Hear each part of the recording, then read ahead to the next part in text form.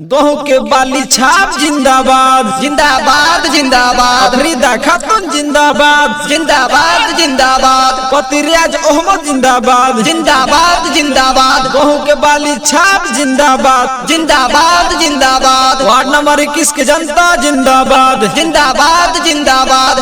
रियाज भैया कहते हैं जागो और जगाओ, इस 21 नंबर वार्ड को बचाओ।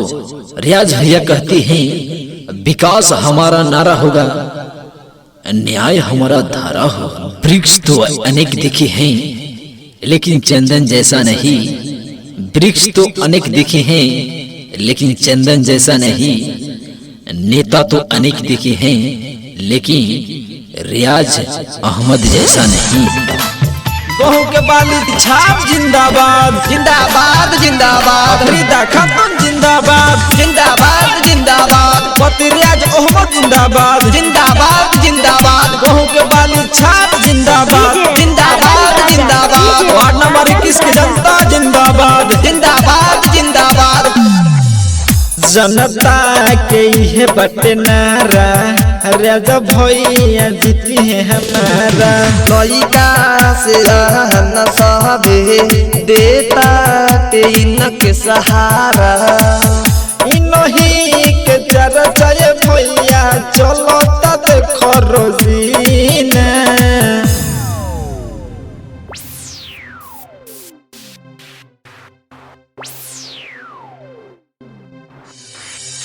सारा विरोधी उनके छूटो पसीना, छूटता पसीना देखो छूटता पसीना। सारा विरोधी के छूटता पसीना, छूटता पसीना देखो छूटता पसीना। अरे बबुआ आगे बहुत सुंदर लागल हो, एगो टंका बियाह पर सुनावन वोट के गाना। लिए काका सुनी राउर मन काहे छोट रही। सुनो चाचा चाची तोनी दीहो ध्यानमा हो, सुनो चाचा चाची तानी दीहा भेजनवा हो।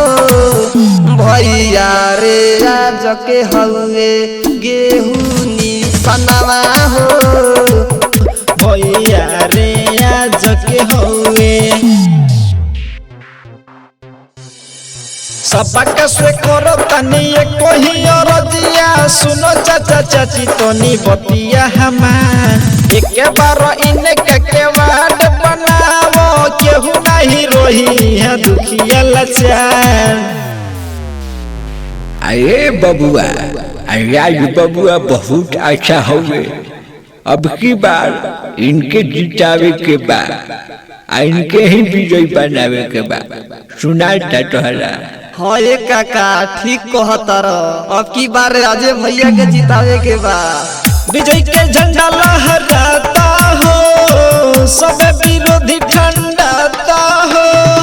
विजयी के झंडा लहराता हो, सब विरोधी ठंडाता हो। सब को तरेनु जितिए राजा भैया, जरता मुदैया जितिहेनु भैया, जरता मुदैया जितिए नु भैया जरता मुदैया।